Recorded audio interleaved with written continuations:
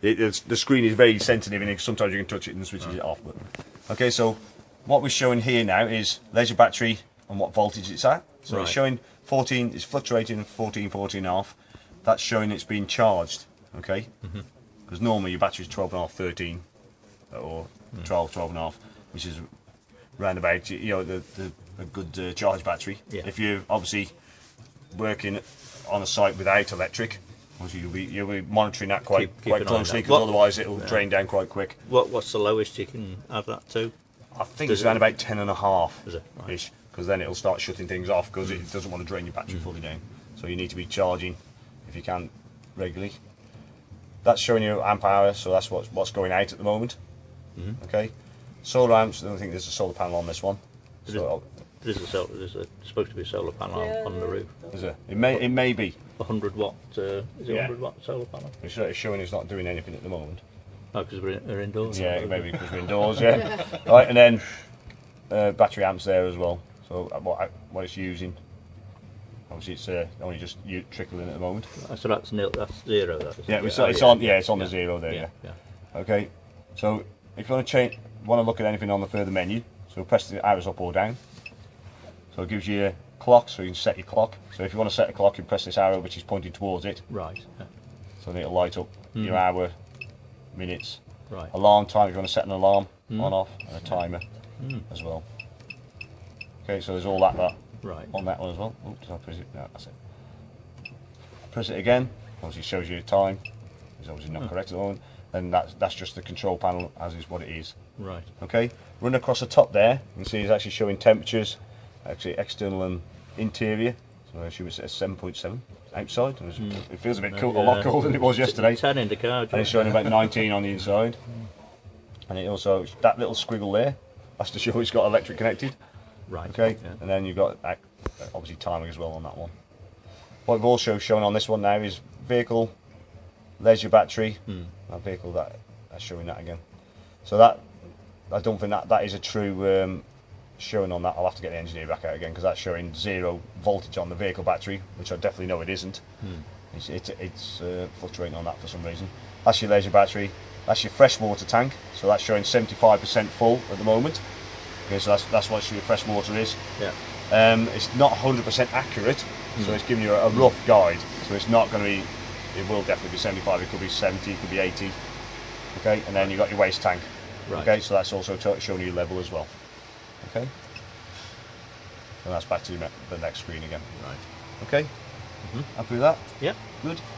Obviously, it is in your handbook, which is there, so it's definitely worth having a read of that. Yeah. There is also a DVD, which is actually in there at the moment. All right. So that'd be worth watching as well, because that's a good thing about Auto Trail. Oh, so that's a DVD of all the... Yeah, of how to use your van. All right. Yeah. Okay. Right. This button here, if you've seen that before, that was the one that brings that in and out. Be very careful that you haven't forgotten you've brought that step in, because if you go out and thinking you've the steps there, you're going to be nose down in the ground outside, which is obviously not very good. Then also you've got just by the steps where you got light there as well. Yeah. Right, what we got here, which is difficult to see from this angle, it's probably easier if you sit down rather than look at the angle. Right, I'm just seeing a hazard on that one now, which is meaning one of the energies might not be there. It seems a bit odd at the moment.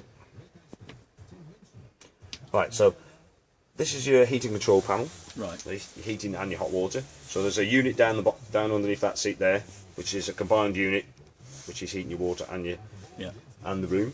So Does that just work off gas? Or? It's gas and electric, or both, or either or. Oh, yeah. Okay.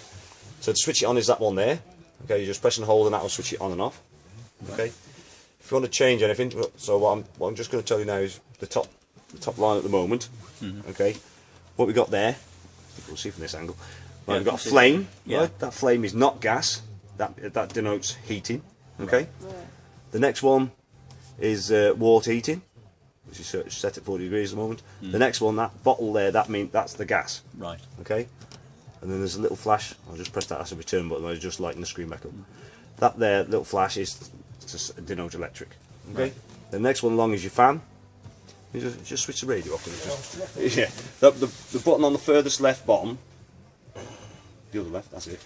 Just press and hold it and it should switch it off. Oh, that's muted it. Anyway. That's it. That's good, yeah.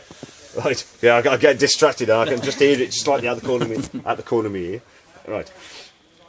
So, it's difficult to see from this angle. I'm really struggling at the moment to see it. Right, and what we got on the main screen is time, or time, and then the temperature set. Okay. So, and then also a little plug in the corner. That's to say we've got electric connected. It's not. Up, yeah. It's not using that. It's not. May not be using electric. It's just there available. Right. Okay. If I just show you down here, there's a consumer unit. There's a little switch. Right. This is. I've got to be careful I don't fall out. Yeah. Right. Can you see that clearly from here? Yeah. Just obviously come and have a look. Right. You've got two buttons here: water heating and space heating. Right. That water heating one is now spare. Okay. So this is an older consumer unit. They haven't put the updated one in. Right. When they obviously built this. Before you had a fire and a boiler separate. That's why it needed two buttons. Now it's actually on one button. Right. So you can see that you switch it on. It looks like it's on, but it's not actually doing anything. There's nothing connected. You look at the control panel. There's a little tiny plug. You can see that on the bottom right. You see that? Down here? Yeah. Yeah. Yeah, little plug. If I switch the space heater, which indicates space heater, if I switch that off. Wait the new. You see that? Glasses. Okay, glasses, yeah. That's useful. So that little plug should have disappeared now. Yeah. Yeah. So Well, if I not yet. switch, The plug hasn't gone yet, but if you Oh, notice, you see I see the plug now. is it still there? the warning symbol underneath there indicates that there's something not quite right. Yeah. So that means that, like yours, it's the energy. Powers. It's taking a while for it to think about coming off electric. So normally, if you haven't switched that switch on, you're not going to have electric available for that boiler to operate on electric. Okay? Right. So it's an isolated button for the electric. If you haven't got it switched on, it's still on. Right. It's not coming off. It's come up with a warning though. So Yeah. There's no power. Yeah, to it. to say it hasn't got that power. Right? So normally that plug won't be there. Obviously it's taken a while to think about it, it's not there. But so it's just the one that says space heater, it's just that one. It won't operate. That other button that says water heater is spare. So it's not connected to anything. It's not connected to your water heater. Okay. Because everything is connected to the water heater. So you've just got that button on. It's not going to be water. When you come in, there's nothing on the top line. That means there's nothing actually switched on. Yeah. I press the big button. It lights up the second line. This is so we can change things now. So the first one that's flashing, you see there's a little thermometer inside a van. So that's your heating. So we turn the button, click on it, then you can turn the button. So off. So whatever temperature you want, up to 30 degrees. Right. So if that's what temperature you want, click it to confirm it. That should stop flashing in a second. Yeah. He says. Yeah.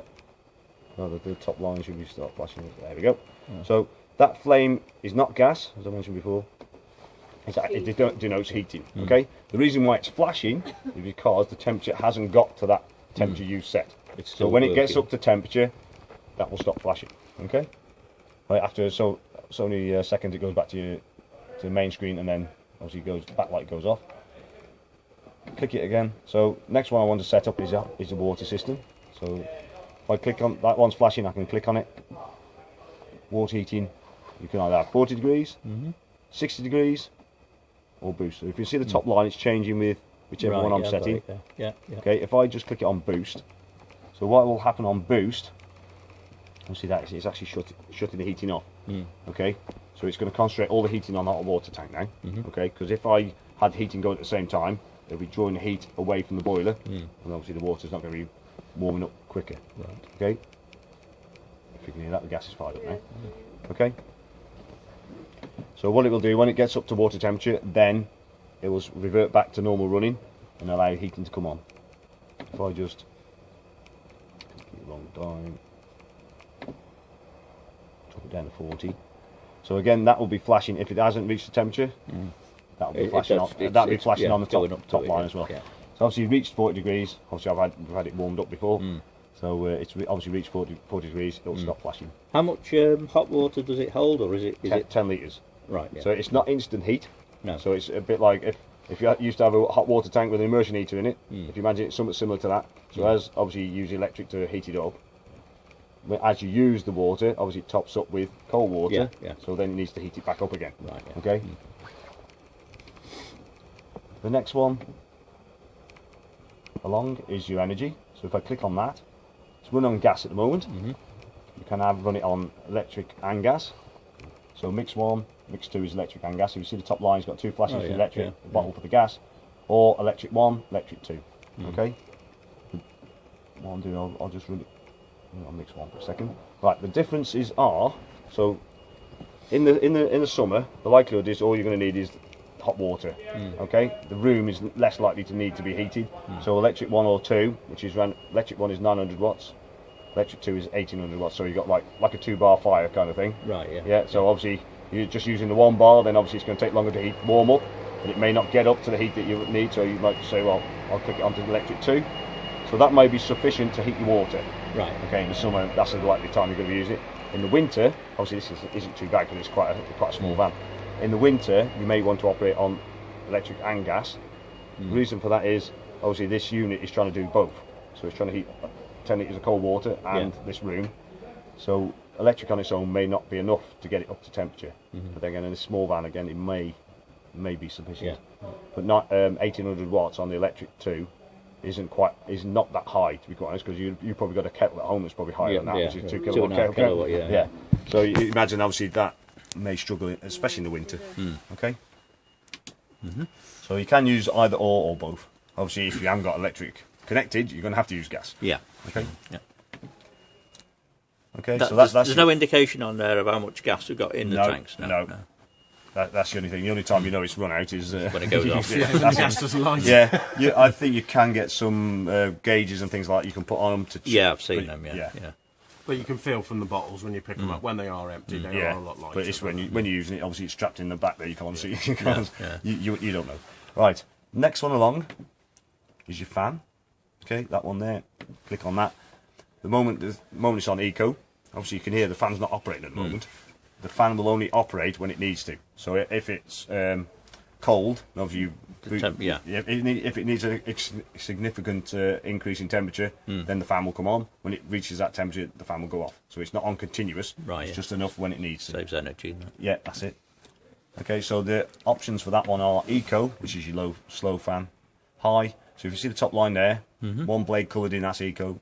High is 2, then boost. Okay, so if you're very close to the temperature, the likelihood it will not allow you to boost. But if it's a significant temperature, you need to boost it from, say, 6 to 30. Obviously, it should come on and it will allow you a boost. Right, you can hear it coming on that's now. It, As in the water temperature, if you put that on boost, obviously it won't allow the heater to come on. So it keeps all the heat in the boiler. If you're boosting it on the heat side of it, obviously the water's going to suffer because all the heat's been poured into the room. So you're just trying to warm your room up. You're going to you'll get some heat into your water tank, but not that much. I know what you mean. But when it gets up to temperature, again the fan will die down and switch off. Then it allows the heat to stay with the boiler and continue to heat the water up. Okay. So we can hear the fan now. Good. So I'll just reduce it back down to eco. Right. Stop cooking. Yeah, I've had it before now. Sometimes it's quite good to this time of year so you can show the heating working. In the summer it's a bit more of a struggle because, like yesterday, look, we didn't have any handovers, but it was quite warm. Okay, we're on. So if you have drained your hot water tank and your tap system previously, obviously especially for winter, that little lever down there, which is nicely hidden underneath here, needs to be in the up position if you drain it. To get water in, it needs to be flat. So it's flat at the moment, so that's allowing water to go around the system. If you lift it up, it will drain it out. Right. Yeah. Okay. Yeah. So that's the access point for that, which is always handy in a motor. Right, so you need to get your water system up and running. Before you do that, obviously, check that drain's closed. Make sure your taps are closed and in your bathroom as well. Right. Then you can switch the water pump on, which is that switch on the control panel. Okay. And all you do is open the tap and get the air out of the system. Okay. Oops. So you just got to be careful. Obviously, open it up, get the water out. To fill your hot water tank, you need to operate it all the way to hot. Well, that will then be drawing water in from your freshwater tank into your hot water tank then out for the hot tap. Right. If you've drained it previously,